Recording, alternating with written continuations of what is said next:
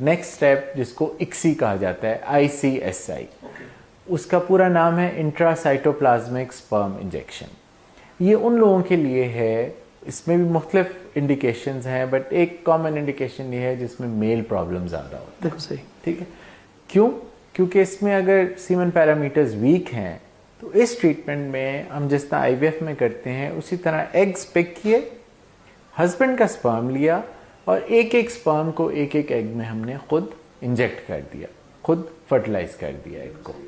सो वो अमल जो कुदरती स्पर्म्स की कुव्वत कम थी, नहीं हो पा रहा, या एग का कोई प्रॉब्लम था नहीं हो पा रहा, वो हमने अंडर माइक्रोस्कोप उनको बीज बना दिया और वो फिर बीज लेके उसी तरह जिस तरह हम IVF में ट्रांसफर कर देते हैं यूट्रस फीमेल की यूट्रस में एम्बेड कर दिया। बिल्कुल सही है। इसमें इंपॉर्टेंट चीज़ ये है कि चाहे IVF हो चाहे ICSI हो, ड्यूरेशन ऑफ ट्रीटमेंट सेम है, कोई सर्जरी नहीं, कोई हॉस्पिटलाइजेशन नहीं,